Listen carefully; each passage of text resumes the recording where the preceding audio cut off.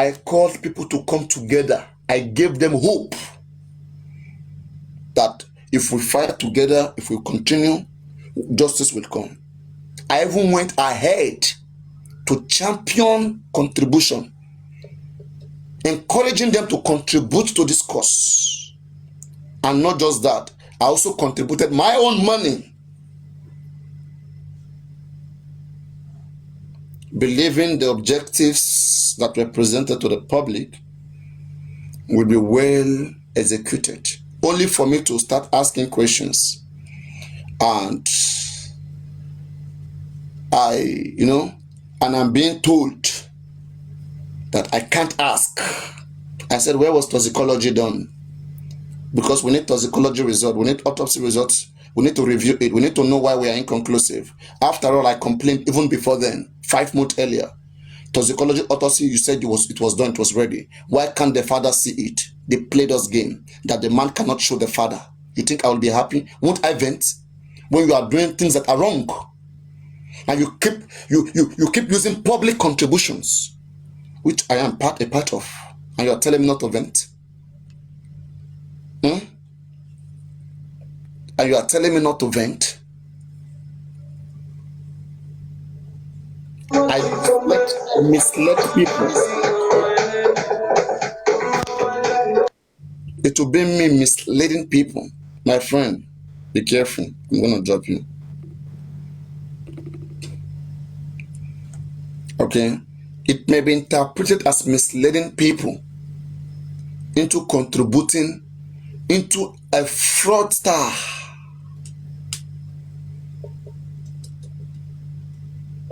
All the things listed in the GoFundMe,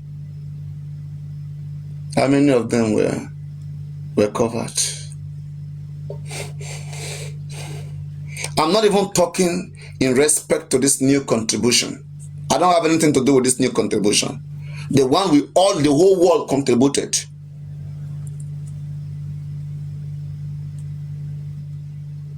What did you use it for? How do we prove right now? All our gathering, all the people we bring together, all our time spent, where is the evidence that we paid money to get? We can't even review any of the process. We can't ask any question, only to be insulted. We will have to vent back. So you will not blame me. I have every right to call out the persons who was signatory to the accounts that I paid to. That's why I go mad at Mohbad father. And it is no one's business. And some will tell you they are fighting for the father. You are fighting for the father. Bro, you are fighting for your pocket. Because if you cover the man up, the same way the man get away with his intransparency, you to the nonsense you are doing, you will get away with it. Evil people cover evil people. Those defending Wumi, you think some of them too, they have not taken their husband's life? Come on, what are you saying? If we should do things the right way, we should put out the right questions, and we allow it to be answered with that emotion, you will see it for yourself. You will see it for yourself. Look at me. I've been crying about our money that they were spending, that they were spending. Guys, when I was crying about this, look at this. This is the court's judgment. Look at what I have with me here. Let me read it for you. Or let me read it to you guys. Guys, are you still listening? Because I'm going 9 hours. I'm supposed to be here for 8 hours, and I'm making it 9 hours because I just felt like, hey, it was too quick, and my people tell me not to go. All right. I'm checking the time. Let me see. That is 4:14. That is 8 hours 14 minutes. That I've live streamed. Yes. So guys, I want to see, let me see if I can get 10 people. Are you guys still, if you are still listening, say yes. If you're still listening, type yes. And if you're not, I mean, 8 hours, 14 minutes is good enough. Just type yes if you're still listening. All right, I know everybody cannot type yes. Some are sleeping already. I know, sure. I'm even expecting 10 people. 10, 4, 5 is okay. Yes, I mean, it's night. It's night hour. And why some people, they are enemies. They are here with fake account. They are scared to type. They are scared. Just watch me go off live right now. They will quickly run, go live.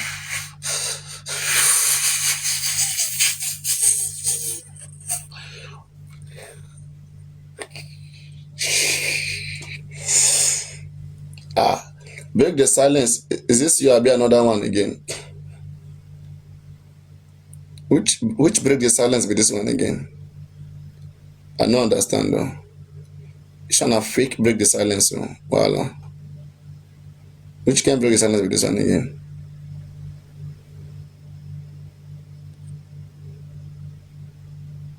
You will break the silence with the lane. Same thing, yo. Hey. Ṣé wà lórí bẹ́ẹ̀dì ẹ̀yin lè ń gbádùn báyìí? Yes. Okay, ẹ̀ ń ṣe research. I understand. Ẹ̀ ń ṣe research lórí 3 seconds video. No. I don't. Justice for my body is done. I'm getting justice, Yari. Don't let me deceive you. Okay. It's done and dusted. It's done and dusted. About no life for you. Yeah, because they will be But let's just keep playing around to the deliver it.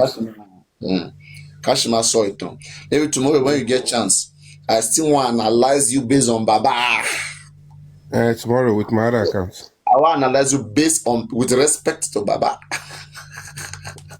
No problem. Because the man you want loading here. Oh, Baba. No.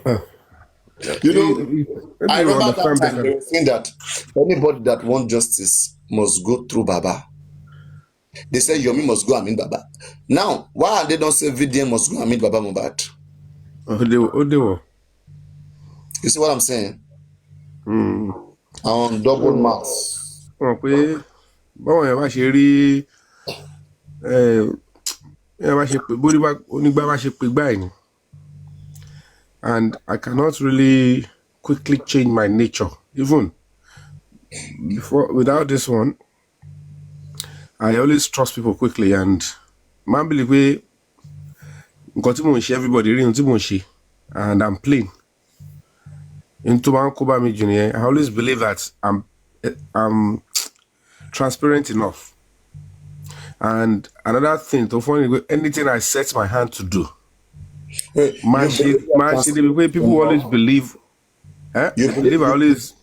Okay. You understand? They always have a presumption that that's me naturally. Everything. No, you know that the reason why you're suspicious sometimes, I think probably because one, you're an actor, and so there is this thing, you know, that comes with the way you do your presentation, and I think those kind of like give people the impression that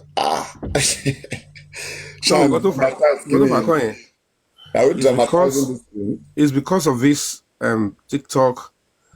People, get gifts based on how you talk, engagements. And there was already, let's be honest with it, people already thought they are the one leading the struggle. And it's not easy when you come in and you begin to give, a different angle to it that would naturally keep some people.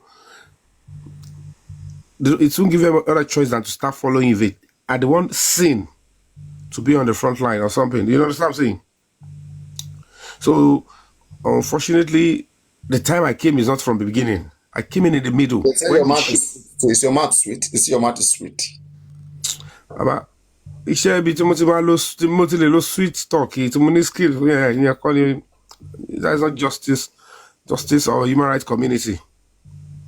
What is being sacrificed is beyond all these things. You see my explanation yesterday.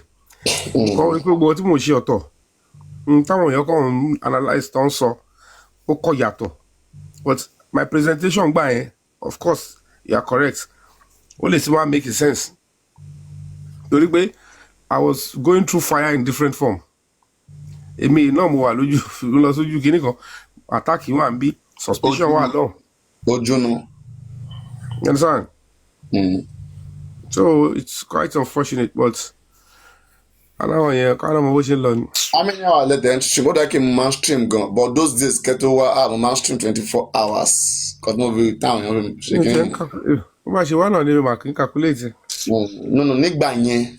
Ó yẹ kí wọ́n ròyìn mi fún yín. That's why. Wọ́n ròyìn mi fún yín. Oh no, okay. Ẹ máa ní mo kí n wọ aṣọ kí mo kí n wọ shirt. Nǹkan tí mi kì í ṣe ń gbọ́ mọ́ sí. Olùgbogbo àyẹ̀mí ìwọ̀n káwọn yẹn wà ló ń bú yín bìkan. I don't know where they abuse me because I hardly listen. Kí ni TikTok yìí wèrè díẹ̀ fi wèrè díẹ̀ sí kò fọgbọ́n díẹ̀ sí. Bàbá Ọlọ́run á tó yé everybody láìpẹ́. Ó tẹ̀ tí ń yé wọn ó ti ń yé ọ̀pọ̀lọpọ̀. Èyí tó le jù final kìíní tí ó wà nílẹ̀ ni pé none of them, even the Baba, cannot deny the fact that he is receiving calls from Abuja based on particular, investigative activity. Next week now, you can actually one next week now. You can show body better. Baba, they look now. No, Mama, boya this information la ni boya want to update here. Boya mo le update Mama why? Let me say why. I know normally on a good day, if not because things are already blah blah here and there. Bank, when maturity in Ubungo. When you walk to an extent, look at the condition I walked. Look at the storm here and there. Look at attack. Draw me back here. Family less alone. But they arrive with what they. Show mo pe video kan wa sha. Show mo be. Ababa. What tell us wait and see now. It's quite into funny, Judy. Money cockpit King White joke. One of it is cockpit. Did Adra at any time send you anything to your phone? Allow, or do you have at any time have something on your phone? You got it. Talk about it down, talk about erasing it down. You talk of we. That boy is strong. Agia party by God's grace. Agia We were saying it this night that what if they were looking at like possibility of VDM interviewing the neighbor. That neighbor would the one we met in Mobad House. I can supply his number. Yes. So we're also looking at that. We hope VDM can interview that neighbor and we can see him say those things that he himself deleted evidence. Well, I dragged him before the AIG. Yes. Obako. Chesi Alagbon. Egbelos Alagbon. AIG zone 2. Ṣé AIG ló wà zone 2 ni àbí? AIG ló gbọ́dọ̀ wà ńbẹ̀. Òun ló wà ńbẹ̀ láti ilẹ̀. AIG náà ni AIG assigns ọjọ́. AIG náà ló gbọ́dọ̀ wà ní Alágbọ̀n náà. Alágbọ̀n is just annex of the FCID. Yeah. But the main FCID is in Abuja. Now. That's the number one detective stuff in the whole of the country. No, I was even expecting that annex. To take over the case. All this while. No. Sit down. Oh, but that's one. Presidency look pàṣẹ kò ń ṣe just one. No, but that's why we have annex there now. What work is Alagbon doing there? They are mother of every investigation now. The point is, it depends when you are looking at a case. Our case to help consolidate. I get what I'm saying. But when it is from the main stuff gongo, what you're looking at is this. If the head of the FCID is on a case, it's like a DIG low head, you understand?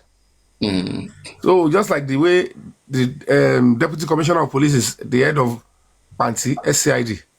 So the head of FCID is just like second in command to the IG. And the order must come from the IG.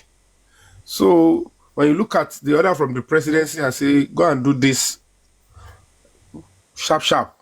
We don't want to hear story. It's on behalf of the president now. So like big guys, ó eléyìí bàálù tó ti lọ ni gbogbo wọn ti gba signal ẹ̀ ṣe nínú gbogbo nǹkan tẹ́lí tó ń ṣẹlẹ̀ gbogbo wọn ti gba èyí tó ti gbà wọn ti ń gbọ́ kúnkún wí ọmọ listen kò sí pé a fẹ́ lọ fọwọ́ exchange bẹ́ẹ̀ so ìtókù tó ń sáré eré spiritual on side against the rain sin wọ́n ti try gan ó máa tó yé ogun wọn pé I've never been láti ẹ̀ mọ̀ pé mo parọ́ náà they've seen what I've done so let every other thing consolidate and get us what we want. So we are aware of next week development. Because money. I'm not aware of anything. Don't put words in my mouth. Should the debate come put words in our lane?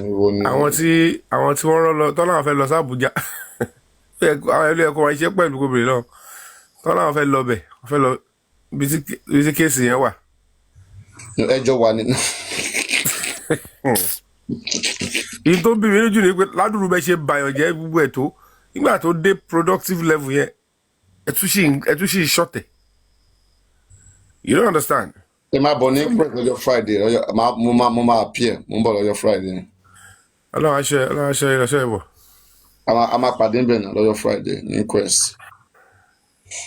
But what mi fẹ́ preempt tó máa ṣẹlẹ̀ ń bẹ̀. Kọ́ máa ṣàṣì bàbá oníbàbà léṣe kọ́ tiẹ̀ wá nǹkan tó máa tiẹ̀ dùnnú díẹ̀ because the Baba will begin to think it's a different thing though Baba knows now. You know that was when gbogbo àwọn session tí mo ti ń quote ó máa yé nígbà yẹn. Kò tí ì lè yé wọn bọ̀ tí kókó bẹ̀ ni pé bàá mọ̀ lọ́kàn ara wọn pé justice is coming. Èmi tí mo ń gbé section of law sókè mo tún jẹ́ kí wọ́n mọ̀ pé wá section 2 wọ́n ti ẹ̀ mọ̀ pé bàbá ti mọ̀ pé justice is ń bọ̀ fún wọn owing to the fact that àwọn tó pé wọn láti Abuja yẹn you now realize that this point is now getting clearer. You understand? So at least they called him as he always wanted. So it's not about who did it, who didn't do it. It's about we got justice. Into what importance is in here. You understand? So very, very important. Tí bàbá wa rí justice wọ́n máa dá justice mọ́. Kówó tí máa wọlé ní ti bàbá káàkiri tí máa dáwó ní ti bàbá. No, he will be relieved though if his son eventually gets justice. Okay. But actually, I don't know what to be his casualty. Is Baba telling you he's not really Baba that is going to sing music, doing everything that is fine? No, we cannot say that too. To compose, Baba went for a show in Ibadan. Papariano, his life cannot be on a standstill because he's looking for justice for his son. But the fact is that, are you with me? How is his life in standstill? His life can be on a standstill now. He needs to do things.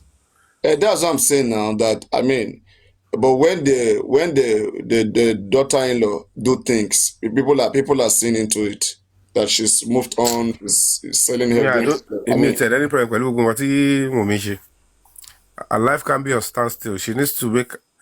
Mental health. I'm a human rights ambassador. I'm not just an activist. So Wumi has got rights to life. She has got rights to, fairness. She's got right to. Everybody has got a right. Everybody. So me tell you, láti ṣe fàájì. Tó bá choose láti go move on. It's 2 years. Start a relationship and. Wọ́n ṣe fàájì náà. Ṣe fàájì kan náà làwọn ṣe. Wọ́n ní àwọn tó wà lẹ́wọ̀n fàájì kan làwọn náà ṣe ń bẹ̀rẹ̀. So ṣé àwọn àtàwọn everybody náà ṣe láìpẹ́ náà. Tó bá lọ affect her mental health. If eventually she is culpable. If she's not in a good state of mind, she should try and. So what's the point? Justice down the man frustrated you to affect the mental health. The man lower involved also okay, it's indicted. And then they said because mentally she's no longer stable. Where will she stand trial? I'm talking about general. People don't see. I'm flexible with all these things because. Mama thing, saying bunkini was okay. Chamber, ọ̀rẹ́ yín dàmàdàmà oúnjọ́lá. Chamber lọ́jọ́ Friday, a máa pàdé ní Quest. Tó kó àtàlà. Gbogbo wọn ti lọ fẹ́ arrest gbogbo wọn wá sá lọ. Ṣé máa wá ṣá, ọmọ tí ṣe all of us will go meet on Friday. Friday, Papariano, live. Ẹ káàárọ̀, ẹ máa mú wa ṣeré ńbẹ̀, ẹ̀yin wo lẹ máa wá? Ẹ máa mú wa ṣeré ńbẹ̀. Ó ti di dandan, mọ́mì ń bọ̀, ẹ ti mọ̀ pé mọ́mì ń bọ̀, wọ́n máa dé lénìí lágbára Ọlọ́run. Wọ́n máa dé àwọn máa dé s'Ékòó. Bráyọ̀mí ẹ káàárọ̀ sà, ẹ kújọ́ mẹ́ta. Ọjọ́ pẹ̀lú. Ẹ sà, wọ́n máa dé lénìí s'Ékòó nísinsìnyí. Wọ́n tẹ̀ máa wá lẹ́ni Thursday. Sà? Èní Thursday lọ́ máa wá àbí? Yes, wọ́n máa dé ń rọ̀lẹ́. Mọ́mì wo? Múnjọlá. Madam Munjola. Oh, okay. Àwọn yẹn àwọn jagunjagun làwọn yẹn. Wọ́n máa dé sọ́dọ̀ mi lénìí, so tán bá dé lénìí sàárọ̀ la. Ǹjẹ́ ọlá náà ní inquest? Àgbèsè ayọ̀. Tán bá dẹ̀ Ẹni tí ó wà jáde kó ṣàfihàn wa. ẹ ṣáà wà tààlà tán bá ti gbé wa láti ibẹ̀ bó dẹ̀ jẹ́ mọ́mìnà gbé. Ẹ ṣàánú ẹni ẹlẹ́ni o. Kò sẹ́ni tó gbé anybody ẹnìkan kan lágbára. We hope so. Gbogbo wa níjọba. Gbogbo ẹ̀yin tẹ́ ẹ̀ wà lójú ogun yìí. Ọlọ́run gbọ́dọ̀ pín yín lérè because you guys are doing a whole lot of wonderful job. Èmi kan tí mo wọ́n bá ojú ogun kan ni mo wà àwọn tó ń fojú ìka wò mí tó lọ ń taka fún mi. Ẹ mọ̀ pé yẹn náà wà spiritual battle. It's nice to be here. I'm grateful to God. At least we have almost a very less casualty. Ọlọ́run kó wa yọ. Gbogbo àwọn ewu tó ń wá èèyàn ń fò. Báwo la wà láyé tá a ṣe ń sọ̀rọ̀ pa ẹ̀? Tá a sínú ọgbà ẹ̀wọ̀n, tá a sí lọ́spítù, tá a lógo accident. Sẹ́nu wa ọ̀wọ́ torí ògé. Ẹnu àwọn kan ti wọ̀ o, ẹnu gùrẹ́sì wọ̀ o. Ọkọ̀ lọ yọ iṣẹ́ wọn o. Èwo ni kiri funfun? Kọ́ funfun. Kí ni èèyàn bú bu jògìrì lọ? Wọ́n ní organophosphate jáde látara ẹ̀. All those ones is quite nuisance. Trust me. Gbogbo ohun tó ń ṣẹlẹ̀ yẹn is quite unfortunate. And I can't even understand why I would have allowed or I would appreciate fair balance in the expose. Until one word for government pathologists or whatever it is, they should have, come up with the same thing. And I don't know whether organophosphate or not. People are not even telling us if it's from the onset. What it put to pathology, toxicology to zero. What it affect? Because if your body has already been contaminated, sample will never low. So if the organophosphate has no effect, only the first sample, not the that's the sample, not to load the second time because when you get the same thing. Sample to go to America. Only the same thing. Only when he got there the second time. I get. One thing fún ti autopsy, all right, that some of the sample were not even available. They went to review the process. One that they pay is not faulty. The process was not faulty. Kì í ṣe pé wọ́n tẹ̀ ṣe kankan wọ́n kò lọ review process táwọn èèyàn fi arrive at that result. Papariano, the pathologist has given you people cogent excuse. They said they even demanded for the sample of the syringe. At least from the police that they did not respond to me. Yes. They said it was not released to them. But let's very because if the chief coroner look at it, and they touch the sample to get access syringe. These are the things that they should be in court for. Why did you police not release the syringe to the pathology? Yeah. And for 6 months, you don't have access to the syringe. What challenge the DPP's advice? Imagine. Release the syringe. If the stuff are not used for that, they are expecting me. What are expecting your Friday? Lawyer won't she be going on. I swear. Be refuse that to syringe, which is meant to be the core of the pathology and toxicology. You are meant to question why they are withholding that. Because it might affect the conclusion of the corona. Exactly. The corona government a challenge for 6-7 months.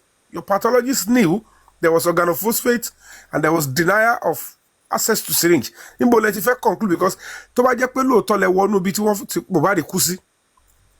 tẹ píkì àwọn sample nílẹ̀ because mi ìmọ̀ kan tí forensic fẹ́ ṣe tẹ bá lọ sí homicide scene ṣe báwọn sample nǹkan tẹ rí majorly tẹ bá rí irú syringe yẹn lẹ̀lẹ̀ àwọn tó máa wọ white yẹn máa fi sínú nylon òun ló máa lọ run the test lé lórí kó lè corroborate and if they tó bá jẹ́ pé gbà tó dàbí gbà tó dé crime scene wọn ò rí kankan bẹ̀ body nìkan lẹ́kọ̀ọ́ lọ ṣe organophysicists dẹ̀ wà ń bẹ̀. Imagine. So these are the things that when you speak, they will think you are trying to condemn what they are doing, but you want to call out to the God and say, "This are the process." Meanwhile, we go out to call you. I don't know. So one long scrutinize the content she me the shibage. When they try to question me, I say, "Okay, gba. Elo sibe for yin. One day be one lo bage. Emi lo tu dale lori."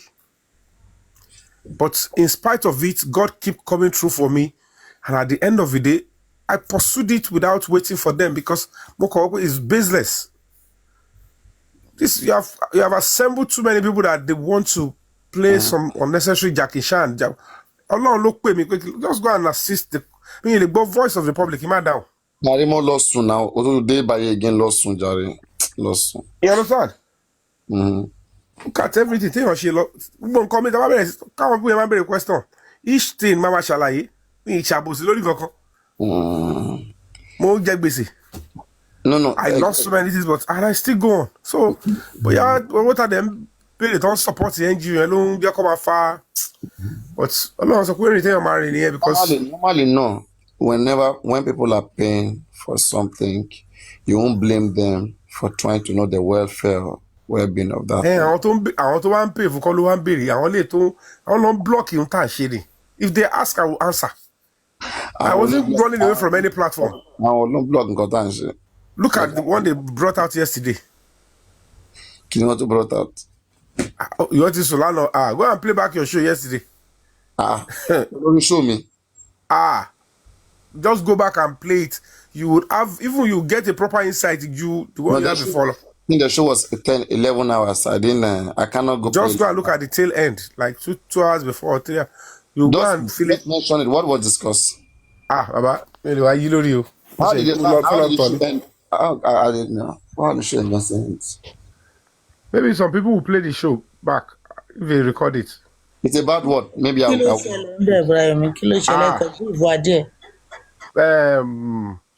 Pra ask questions. One guy came. He said, then Illuminati guy. I don't know most of them. He now came up and said, "Mr. Ami, you are saying the truth. How they went to hack into a particular database of one of Mohbad's neighbor. I want to execute here. Come through Famuyiwa. The guy played the audio, and somebody confirming how they went into how they did it, how they went to extract the person's information and sent it to Mohbad's neighbor to threaten her. And all of that, and the whole ambush. The guy said initially he thought I was just using the English until he was in the midst of them, that he kept all those things and he started playing it. I was close to tears where I was because because we would have gotten a leeway to the. When you left, when you left, you went to sleep or how? Sleep with me. And you woke up. I just want to go and pee now. 4 o'clock. You go back to sleep. Tell him, it's because I'm talking to you. See me now. Me, that time that you left, it is not a different live stream. It's this same live stream. I've not ended it. About you were sleeping. No. I was fully aware. I can tell you what happened. I was fully aware. I didn't know. I thought you were talking about yesterday live stream. I didn't know you were talking about this same live stream. This one like this. Okay, well, let's continue, Yabi. Yes, that's what I'm saying. It's hours. It's going to 9 hours. Let me see. It's 9 hours. But you were not active while we were talking. No.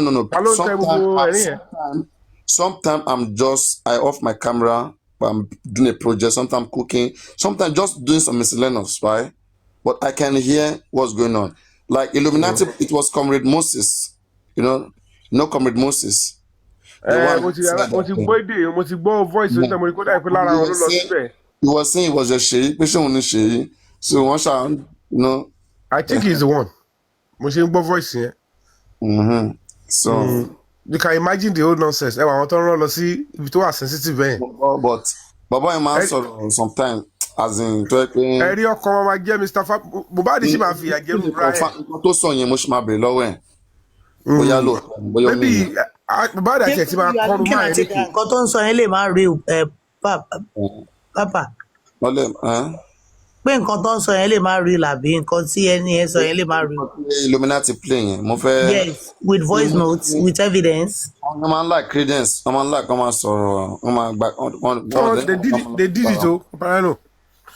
You know why I was vindicated was when they went back again to meet the lady and they realized that the girl was actually living in that estate.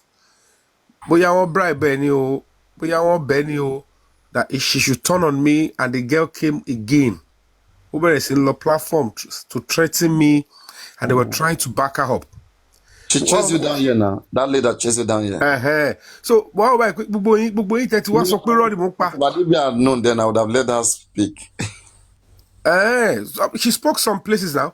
I didn't let her speak. Yeah. So you now imagine, ó tún sọ pé ó tiẹ̀ nínú estate yẹn ò níbi kan tóun fi ṣe business, because inú ẹ̀ lọ́pàá ti lọ bá, and that was why the police, they were listening to me more. Tọ́rọ̀ kò bóyá àwọn zone 2 yẹn, they are my family, or mo ń ṣe kankan mo fún ọ lówó kan extra, because àwọn ọlọ́pàá yẹn ń wo wàhálà tó ṣe lọ.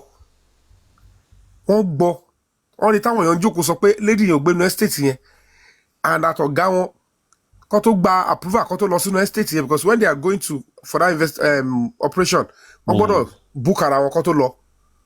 Wọ́n wo gbogbo ẹ̀, wọ́n wo wàhálà táwọn ṣe, and they keep seeing the pressure I'm getting, like, look at this word, ẹ wo wàhálà tí máa ń ṣe lórí ọ̀rọ̀ ẹni lẹ́ni, ẹ wo rọ́tẹ̀ ń pamọ́. So they keep giving me support that no, we will help you to get this justice because this is too much. Wọ́n gbọ́ ẹ̀rọ kan máa parọ́ mọ́ ọlọ́pàá pé òun lọ́ọ́ sọ fún Larry ọmọdé àyẹn pé which of it are you still not believing? Oh yeah, this is it, warrant of arrest. When there's someone ọlọ́pàá money, even neighbor Mohbad tí a fẹ́ gba CCTV lọ́wọ́ ẹ̀, show him all the investigation activities. All that she will go. Can you see now? But you are going to social media to say a different thing. Oh, but what talk about do and waste it? To do a call no. Are you what I'm saying? Oh. So, Allah, into you got the carry me. You see, party the bit about day. To feel that I was still feeling pain. Can it be Sami Jojo yẹn ò lọ? Ó lọ confirm pé wọ́n ti gbé case yẹn lọ s'Abuja lọ́wọ́ rẹ̀. Mo kọ pé kí lọ́lọ́run kí ló ṣẹlẹ̀ tí bàbá constitution mi lójijì. Àṣẹ Ọlọ́run ṣiṣẹ́ pé Mr. Yomi ẹ jẹ́ ó pariwo kó attention bọ́ sórí ẹ̀. Fúnra rẹ̀ kò mọ̀ nǹkan tó kọ́kọ́ bọ́ta sọ ni. Kéèsì tí àwọn sọ pé wọ́n gbé ó yàtọ̀ sí kéèsì tẹ́yìn sọ pé ẹ gbé lọ. Ta ni kéèsì wọn? Ta kọ́ lọ bẹ̀ kọ́sọ ẹni tó wà ní ẹ̀ kọ́sọ. Bàbá. Kéèsì tí àwọn gbé lọ wọ́n ti pè wọ́n sí wọ́n ti lọ. Kéèsì wo lọ gbé lọ? I dey tell you kéèsì mi wà o. My brother. Kéèsì mi wà. My brother. Àwọn tó ti rí. My brother, he came out to tell you openly. Wọ́n wà o.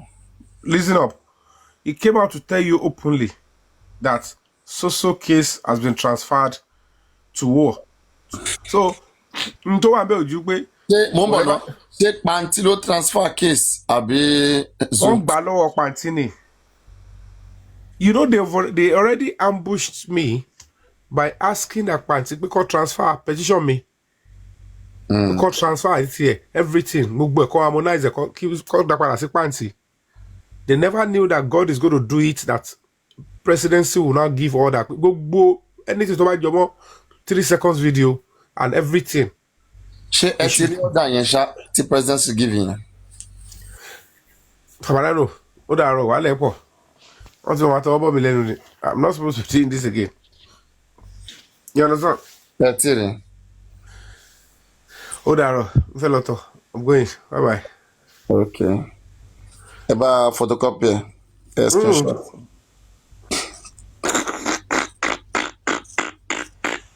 Papariano, me, I want to ask one question. Ask any question, not just one. You can ask many as you want. Yeah, we ask questions. Yeah, we answer everything.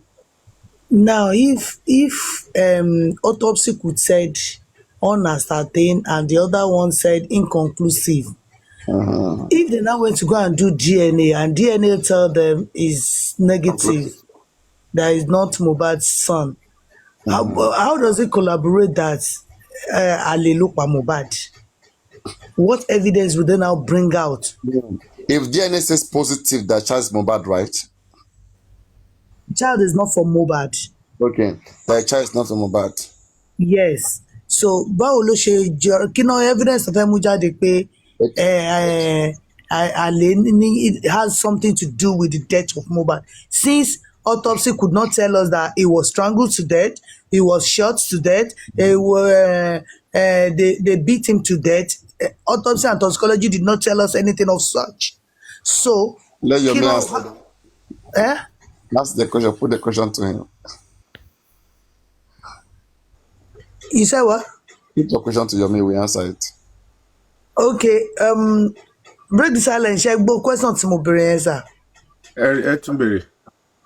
I said, since autopsy and toxicology is telling us uncertain, inconclusive. Now, if they now went for DNA and DNA could tell us the child does not belong to Mohbad, how does it collaborate pé Ale ló pa Mohbad? What evidence do they want to use to challenge ẹni tó lọ́mọ pé ìwọ ló pa Mohbad? Okay, now this is very simple. Àwọn kan míì wà tó jẹ́ pé you might know and have as your own reason or evidence, but they are not tenable in the court of law. You understand? So if tell you about sọ̀rọ̀ bó ṣe sọ̀rọ̀ yẹn, you might speak based on the fact that I know some certain truths, but mo lè má lè ṣàgbékalẹ̀. But ohun tó máa fún mi ní total clarity is if the DNA now says ọmọ mi kọ́ ló lọ́mọ. So ẹni tí mo ti gbọ́ àbí tí mo ti rí àpẹẹrẹ ìwà tó ń wù àbí ẹni tí just somebody like me say it's just like kéèyàn kan threaten me physically while I was walking around bá ṣe ń lọ káàkiri ńjọ́ yẹn jọ́tà lọ sí kíní tá a fẹ́ ṣe kíní yẹn kéèyàn kan wá threaten wà kókò kọjá ìwọ ẹni wá mú ẹ tẹ bá wá síbi you understand kí nǹkan yẹn wá ṣẹlẹ̀ ká fẹ́ sọ̀rọ̀ nípa ẹ̀ ṣé wọn pé tẹ́ni ẹ bá tó threaten wà tó lọ ní fídíò mojú onítàn mọ bíbí tó ti wá ó dẹ̀ sọ pé tá a bá débì kankan báyìí máa ṣẹlẹ̀ so ká wá sọ pé tí wọ́n bá fi lè yọ kíní yẹn kúrò lóòótọ́ ẹni tó ń bá wa sọ̀rọ̀ yẹn ló ní kọ́ lọ bàjẹ́ you understand ẹni tó pa Mohbad òun ló ní kọ́ lọ bà nǹkan yẹn jẹ́ kọ́ wá destroy nǹkan tá a fẹ́ ṣe yẹn ọ̀bọ kọ́ dáná sun tá a bá sọ pé nìyẹn ló sọ pé kọ́ lọ dáná sun ẹni tó pa Mohbad ló ní kọ́ lọ dáná sun we will be sure because a rí pé nìyẹn kọ́ wá bá wa bóyá ó trail wa ó dẹ̀ fún wa lóhùn ó dẹ̀ lọ nẹ́ni tí ta lè fi pin ẹ̀ down bọ́ a mọ̀ kó ṣẹlẹ̀ pé tẹ bá gbé kinní yẹn síbẹ̀ kinní kan máa jẹ́ kẹ́ mọ̀ pé kinní kan yìí tẹ́ mo kọ́ tẹ́ ń wá kiri mo pa apá nìyẹn apá Mohbad mo pa nìyẹn mo pa gbé nìyẹn kò sí kan tí kókó dárúkọ onítàn àbí kókó show sign kó wá lọ ká wá gbé nǹkan yẹn kalẹ̀ kó wá destroy bọ́yé destroy so certainly nílé láti dónà pinnu pé ẹni tó pa Mohbad gangan òun ló wá destroy kinní yẹn tó bá dẹ̀ pẹ́ ni ẹ̀ dẹ̀ ṣe mistake dárúkọ àbí tá ti jọ fà mẹ́ẹ̀ we'll say it but toxicology DNA kò lè fi legal evidence sílẹ̀ pé àlè yẹn ló pa Mohbad àbá ẹni báyìí ní àlè tí òun ló lọ́mọ kò sí tó kan àlè tó bá ti ṣetán tó bá ti parí ti Mohbad tó bá rí àlè mú sílẹ̀ wọ́n lè gba sample àlè kó compare pẹ̀lú tọmọ kó bóyá òun ní but the only thing it can give them is decision on ṣé Mohbad ló lọ́mọ àbí kò ṣe Mohbad ibi tí ó lè wà official nìyẹn èyí tó kù yẹn. That means tí bá gbọ́ nǹkan tẹ́ ẹ sọ dáadáa it cannot have anything to do with ẹni tó pa Mohbad. ó lè ní ṣe pẹ̀lú ẹ̀. in the court of law I'm not talking about àwarawa in the court of law. nígbà tó ń ṣe pé ó ń lọ àfẹ́ rí nígbà yìí tó máa ṣe gan aláwọ̀kọ́ gan it can still be subject to owó àwọn gbà àwọn ògbà káwọn tí wàá sọ pé èèyàn tó wà ń ta you understand kò lè connect mọ́ láíláí. nǹkan tí mò ń sọ nìyẹn pé kò lè connect mọ́ tó bá yí pé toxicology àti autopsy sọ fún wa pé maybe the guy was strangled to death or maybe he was poisoned, maybe he was shot, and àwọn tó dẹ̀ wà nílé ò sọ̀rọ̀. Now this is more reason tó máa fi máa wò pé okay, let's look at it pé níbo ló ti ṣẹ̀ wá, but in this situation nǹkan tíjọba believe lé lórí kò sí nǹkan kan tó fún wa. So what are we now talking about? No, you're not getting it. Me get ẹ o, me get ẹ. Common sense ló lè fi sọ pé ẹni tó pa lélẹ̀ because àwọn tó accuse wọ́n lè mọ̀ pé ó dàbẹ̀ pé ẹni tó ní ọmọ rẹ̀ ẹni kọ́ pin ẹ̀ lórí ọmọ wa. Tẹ́sì táwọn dẹ̀ fẹ́ ṣe ó kàn show pé ṣọmọ wọn ló ní àbí kò ń ṣọmọ wọn. Tó bá ti lè sọ pé kò ń ṣọmọ wọn ló ní, the decision pẹ̀lú mi ló ní yẹn, whoever tí ò bá jà ó lè jẹ́ ẹni táwọn fojú sọ ó dẹ̀ tún lè jẹ́ lómi ni.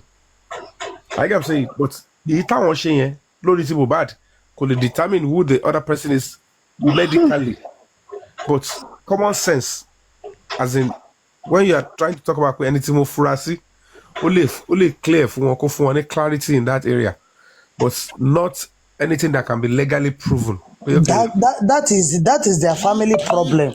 To me, that's their own family problem. It has nothing to do with we public. That is nǹkan tó ṣe èmi nìyẹn tó fún mi sleepless night lórí ọ̀rọ̀ yẹn pé that one ò tó gbé priority lè lórí yẹn is their family problem and it should be sorted within their family. Even tó bá máa involve àlè gan ẹni tó bá sọ pé kò ń ṣe Mohbad ló lọ́mọ tó bá ti yanjú ti Mohbad kúrò ó wá kú tẹ́ni yẹn bá ti mọ̀ pé okay ẹni tí wọ́n sọ pé òun ló lọ́mọ gangan tó bá bọ̀ lọ́kàn rẹ̀ pé yes ẹni yẹn bá mi sùn lásìkò yẹn òun ni ó ti mọ̀ lọ́kàn rẹ̀ tẹ́ni yẹn náà bá dẹ̀ sọ pé ọ̀gbẹ́ni wá fi wèrè lẹ̀ Mohbad kan ló lọ́mọ dẹ̀ ń bọ̀ lọ́dọ̀ mi èmi kọ́ mu lọ́wọ́ ẹni bá farabalẹ̀ o ọmọ ìṣá máa ní bàbá ẹ̀yin lẹ́yìn mo tún fúru ẹ̀yin mo tún mọ̀ pé ẹ̀yin lẹ́ lọ́mọ next let's go and run DNA àwọn yẹn náà ṣe máa lọ run DNA tiwọn DNA ló máa determine iṣẹ́ nìyẹn náà ló wà lọ́mọ ó tún lè tọ́nà pẹ́ni tí wọ́n ń sọ gangan kó má jẹ́ òun kọ́ ló lọ́mọ kó jẹ́ pẹ́ lómi gan ló tún ní. I've seen video on even American stuff ó gbọ́ ọkùnrin méjì wá síbẹ̀ pé àwọn yẹn sọ pé àwọn lòún lọ́wọ́ wọn lọ́mọ nígbà tó máa ṣe test báyìí ọkùnrin méjì tó gbé wá kọ́ ló lọ́wọ́. You understand? Even gan lọ́dọ̀ Oríyọmí Hamzat náà we've seen something similar. You understand? Yes, I do. èmi wo possibility n tá à ń retí just to minimize our anxiety and expectation with that, the corona stuff. Èmi ò rí credible evidence that was, concrete police investigation tí ó tó tọ́ka sẹ́lómi yàtọ̀ sí nurse àti spending nínú police investigation tí àti tó dẹ̀ and everything is similar to what. Even nínú police investigation tí báyìí pé spending for ara ẹ̀ gan ọ̀rẹ́ ẹ̀ ò stable. The only thing Spendy did in that aspect is that he was the one that brought the nurse. Not that pé ó wà nílé according to him or according to nurse. Not that pé ó wà nílé. Ohun tí òye gbogbo yín tẹ̀sí wò pé kí ni wọ́n ṣe pé spending ni pé ọlọ́pàá tó mú spending lẹ̀ wọ́n ti ṣe ìwádìí wọ́n realize pé what led to the invitation of a nurse tí Mohbad fi need the nurse tó fi wá ṣe whatever was the incident tó ṣẹlẹ̀ sí láago mẹ́ta òru. And the question is this, tí Mohbad bá ń bleed profusely láago mẹ́ta òru kí ló dé tí was pending to aid wọn láti send nurse wá lóru àbí tó ṣe ń wá treat ẹ̀ mọ́lé when ọpọlọ orí ẹ̀ mọ̀ pé ń tẹ́jọ́ ṣe àbí tó ṣẹlẹ̀ sí mẹ́yẹn. To save the life of this person, you need to take him immediately to the hospital. Ẹni tó ń sọ pé òun ò mọ̀ pé wọ́n jáde láago mẹ́ta òru ó yọ ọbẹ̀ yẹn kúrò gbogbo yóò gbọ́ nǹkan tó ń sọ ni ó lóun ti sùn lọ. So ngbà tó bá rọ́ọ̀ṣì jáde láago mẹ́ta òru pé Mohbad need the urgent emergency is bleeding ó sùn lọ títí tí Mohbad fi bleed táwọn tó rọ́ọ̀ṣì lọ fi padà dé so ó ṣẹ̀ wá jí ìgbà wo ló ṣe wá pé nọ́ọ̀sì tó wá pè wá ló ṣe wá inject èèyàn wọn lẹ́ni yẹn kú so ṣẹ́ni tí ó ń bleed lóru tó padà wá jí lẹ́sà tó ń pọ̀ sùn àsùndátọ́ ó bá tọ́ ti bleed tó wà lẹ́ńlẹ̀ ó wá jí wọ́n wá ṣe sọ pé kò fún àwọn ní nọ́ọ̀sì kókó wá treat ẹ̀. I get what I'm saying. No, it's not making any sense now. Ẹ wá ní kò ní case láti answer. Olórí gbogbo whatever whether the nurse truly injected or there was no nurse is because ọ̀rọ̀ tiẹ̀ show not only negligence, it shows a serious conspiracy. And kò tí mọ̀ ìwà ló ń jẹ́ àjẹsùn ni. One believe using social media comment section to attack people that are seeking justice for Mohbad is what will change the narrative. Àwọn ọlọ́pàá ò gọ̀nà. The original docket and the investigation ikú tó pa Mohbad is ó wà lẹ́gbẹ̀ẹ́ kan lọ́wọ́ àwọn rí lọ́lọ́pàá àwọn tó tẹ̀ ṣe tẹ́lẹ̀ gan. Irú ọ̀rọ̀ burúkú wo nìyẹn? Ṣé ọlọ́pàá ọgọ́ ni? Now the bleeding profusely test so Brian, the bleeding profusely test so Baba said, and I quote, bàtà àwọn wọnúlé àwọn rí ẹ̀jẹ̀ tó pọ̀. Àbúrò ìyá Mohbad sọ, and I quote, pé àǹtí mi mo sọ fún àǹtí mi kí ló dé tí ẹ̀jẹ̀ pọ̀ tó yìí. Now in police press conference that said Mohbad bleed profusely. Now nǹkan mẹ́tẹ̀ẹ̀ta tí mo dárúkọ yìí ní gbogbo inquest àti ń lọ, it has not anywhere shown pé they mentioned blood. No. Bóyá mo ṣe mistake o. Gbọ́dọ̀ driver ni. The driver said those in the house rushed out, and that has already authenticated. He never mentioned blood.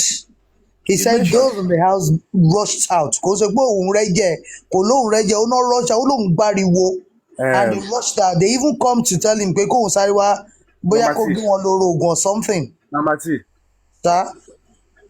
In law, there is something called circumstantial evidence or witness account. The only thing tó wà bẹ́ẹ̀ ni pé the spending of a guy, he denied ohun wà wí ẹ̀pá àwọn kan rush jáde lágo mẹ́ta. Torí pé ibi tán ti múlẹ̀ gangan nìyẹn kò understand. And he doesn't really understand what he's in for. Kókó bẹ̀ ni pé driver yẹn ò ní reason láti sọ pé wọ́n ṣe kí ni wọ́n rush jáde. Wunmi cannot come out and deny pé driver yẹn kò sí ń bẹ̀ yẹn. Mohbad mọ reason tó fi fọ́ glass mọ́tò bọ̀bọ́ yẹn. Torí tí Wunmi ò bá ti lè deny pé driver wà ń ta ní time tó sọ yẹn. Tí wọ́n spending ò lè deny pé driver yẹn wà ń bẹ̀ the time yẹn. Tadro lè deny pé he stayed outside there for that long. So his account ipe Mohbad wọ́n rush jáde wọ́n ní kó wá gbé wọn lọ bìkan. And at the end of the day, he said, òun ò lépo púpọ̀. So they did Mohbad's car and they went out. The honest truth is this. Spending, were you in the house ní aago mẹ́ta òru yẹn? Because the only person tóun sọ pé kò bá wọn délé ni Darosha. And he also know why they are trying to remove Darosha from the whole equation. And the core of the matter is, if you were in that house, the driver dey park ìsẹ́nu ọ̀nà, tí wọ́n dẹ̀ rush jáde, títí tó fi bẹ̀rẹ̀ sí start mọ́tò Mohbad, tí wọ́n fi ṣí gate fún wọn tó fi lọ.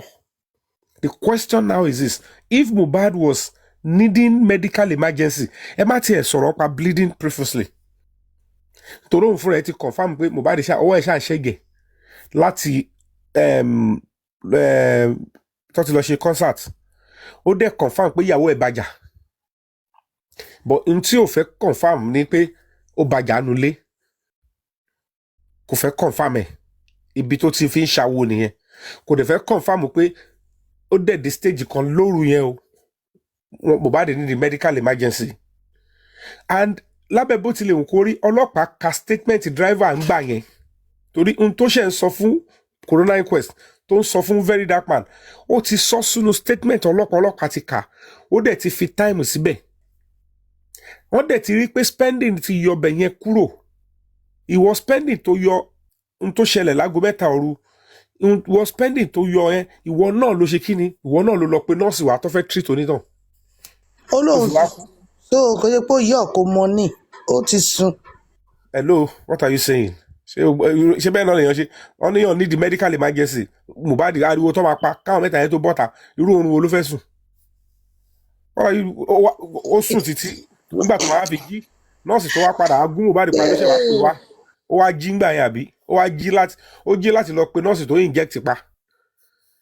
So the question is this: àwọn tó bẹ́ta lóru yẹn ìbò lọ ṣé wọ́n fẹ́ dóòlà ẹ̀mí Mohbad ni were they trying to save his life where did they ìbò lọ they went somewhere how long were they away from and what was the condition of Mohbad títí tó fi padà ariwo yẹn pain tí Mohbad ń go through yẹn kò jí spending yẹn náà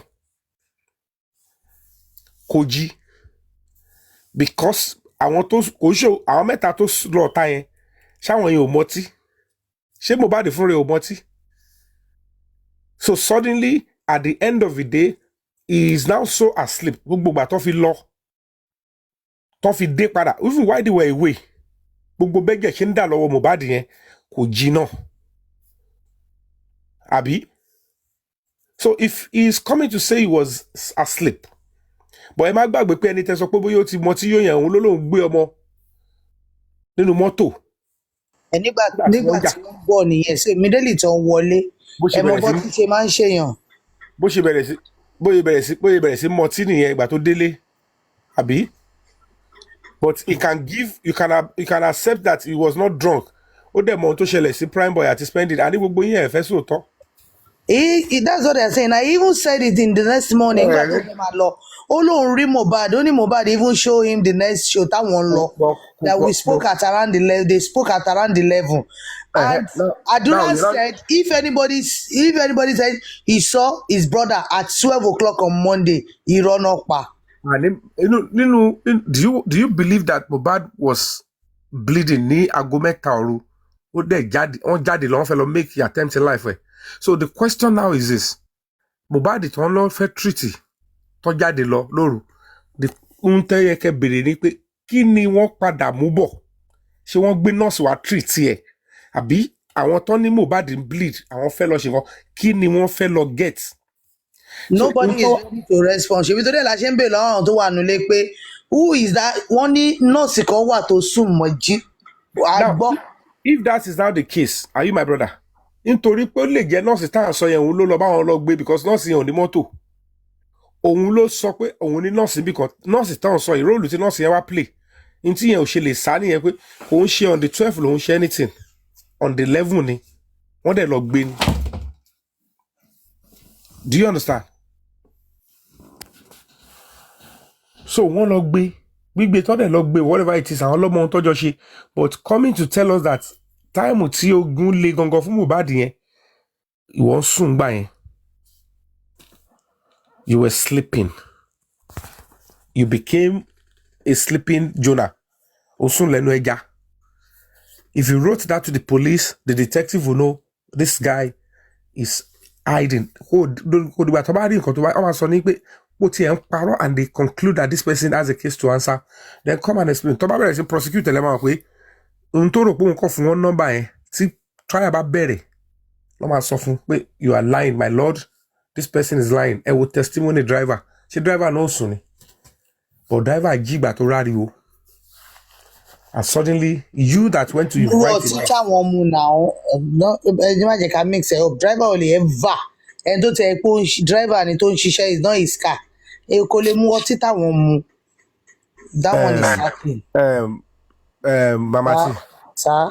I don't know whether you are related to Spending or boya going come and play a role then. If he gave account, gbogbo ohun tó ṣẹlẹ̀ láti show, tó fi gbọ́mọ, tó fi délé. So suddenly, he never claimed he was tipsy. He never claimed that ọtí ò jẹ́ kó mọ ohun tó ṣẹlẹ̀. Ọtí ojú ẹ̀ dàgbà tó fẹ́ parọ́, tó fẹ́ sọ̀rọ̀ Primeboy. Ọtí dá lójú ẹ̀ gbogbo yín gbọ́. Níbẹ̀rù Ọlọ́run.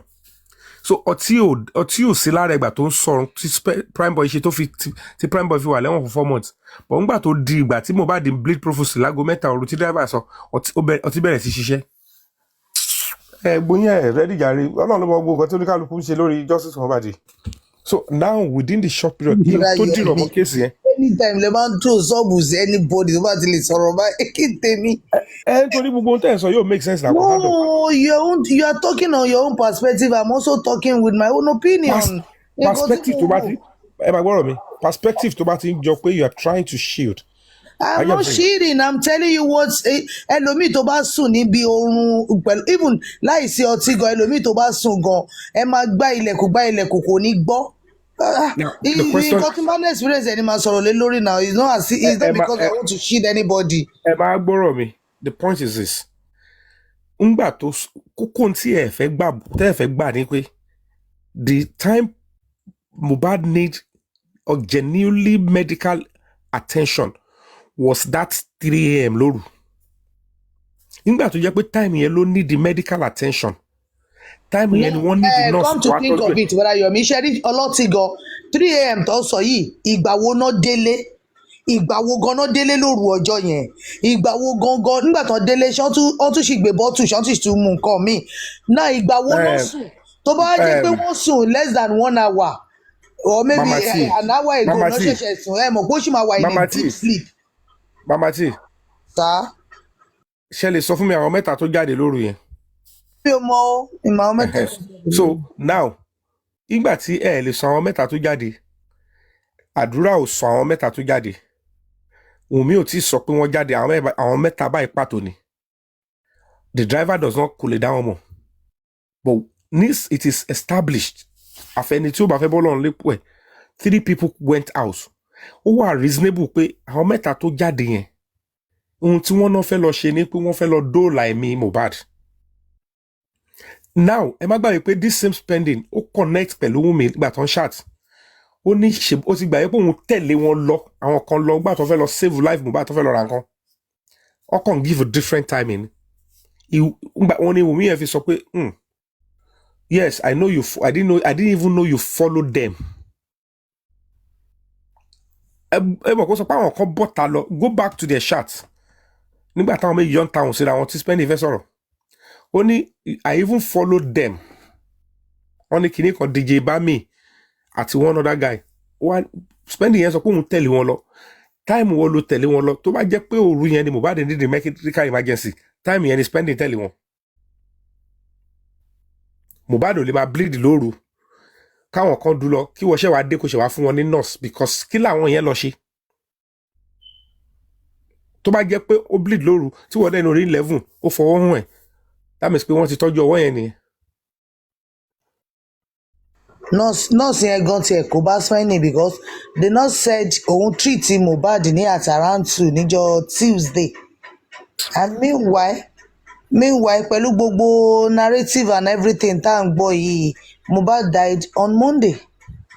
Ohun tó wà important ni pé I'm just trying to explain to you the reason why the government they held spending. Àlàyé ẹ̀ lè mi ṣe fún yín. I got you. I'm not holding brief. This is the corona. Tí corona bá máa sọ tiẹ̀ náà. Corona ò lè yọ spending yẹn. But unfortunately, ọ̀rọ̀ gbogbo anybody ò add up. Ohun tó sì ń dùn èmi, òun ni pé if Àdúrà àti Wùmí tó bá jẹ́ pé wọ́n fẹ́ bẹ́ Ọlọ́run nípò ẹ̀, this guy tattooed his name on their body. Wọ́n ti jẹ, wọ́n ti ṣe pẹ̀lú ẹ̀. Kí ló dé tí wọ́n exempt 3 a.m. It make sense. If Àdúrà ò sọ, Wùmí ò sọ, ìwọ spending sùn, ta ló wá jáde lágo 3 òru? And you are saying ó lè ti mọ̀ tí yó. Kí ló dé tàdúrà ò mí ti bẹ̀? Kí ló dé tí Wùmí ò mí ti 3 a.m.? Ìyẹn gangan ló lórí ohun tó ṣẹlẹ̀ sí Mohbad. But gbogbo story tó kù tó fẹ́ sọ. And if not for driver, who wouldn't have get to that place? Èyí tó fọ́ ni pé listen, I want you to listen up. Nígbà tí àwọn mẹ́ta yẹn tó wá fẹ́ sọ̀rọ̀, but ojú gbogbo wọn yẹn dàgbà tó máa rojọ́ prime boy láti rán lọ ẹ̀wọ̀n. Ojú wọn dá account tó máa fi prime boy sínú cell for 4 months. Ojú wọn dá, wọn ò mọtí, wọn ò sùn. Ṣùgbọ́n èyí tó máa sọ òótọ́ gangan ikú tó pa Mohbad, Wùmí kò sọ ní corona, Àdúrà ò sọ ní corona, spending olóhùn ò tiẹ̀ mọ̀, kò tiẹ̀ sọ pé òun kò sọ ní corona. Ìgbà tí driver ṣe sọ pé àwọn mẹ́ta kan bọ́ta, olóhùn ti sùn. Make it make sense, but wọ́n náà dẹ̀ lọ sọ pé ó lọ pe nọ́ọ̀sì wá. At what point ló wá pe nọ́ọ̀sì dé? Nọ́ọ̀sì tó lóhun tó wá pè dé ń sìn ni bàbá sọ pé on the 11 lọ́mọ òun kú. That means pé nọ́ọ̀sì yẹn ò treat anybody ní on the 12. That means pé nọ́ọ̀sì tó pè wá yẹn on the 11 ló lọ pè wá. Time wo ló wá lọ pè wá? 3 a.m. lóru. Nọ́ọ̀sì dẹ̀ lọ wá ló gún Mohbad tó fi kú. Wá ní kó fi ẹlẹ̀ kó bá lọ. And you think you don't have a case to answer. This is simple logic. You're on the 12th row, no case Mohbad.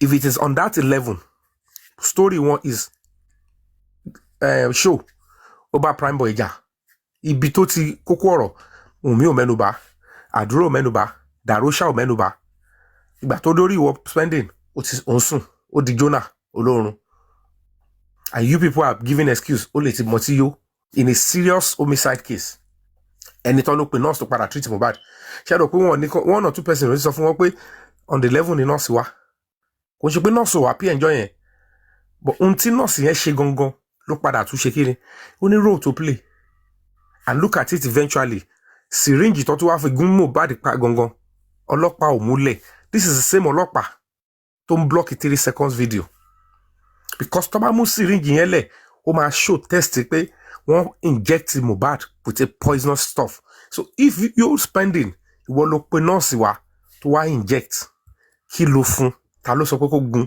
kí lẹ́jọ́ sọ torí ẹ lọ gbé ni you are supposed to go and carry Mohbad to where they will treat him but ẹ lọ gbéyàn tó wá gun pamọ́ nulẹ̀ because it shows that lílọ ọ̀tá tó lọ yẹn is not to go and save Mohbad's life is to go and actually probably transport something that will take the boy's life and that is why the DPP choose to retain him on the fake toxicology could reveal anything ọlọ́run má jẹ́ àṣì ọ̀rẹ́ ní ọlọ́run má jẹ́ àṣì ìyàwó ní ọlọ́run má jẹ́ àṣì ẹbí ní gbogbo yẹn they worked against Mohbad for whatever reason they have that is a simple analysis I hope you understand better now. Yes, to some extent, I understand. So, don't help them. Emma, you are in the. I'm saying this because you are on the field. The respect I will give myself is what I will give you because I saw you on the field, putting your life on the line, your resources, your everything. So we had whatever you say should be a statement of authority. Fine, you might not have the kind of knowledge I have, but I won't become what you. Either stay neutral or don't find excuse for it because finding an excuse for a criminal to escape in a serious case like this is dangerous. No, I'm not even finding excuses for him. I'm only saying things that look real sometimes. Father, you thought it was a sub because in a case like this, you must be open to criticism. I must be able to give you a nod without insulting you directly. Like, don't do this.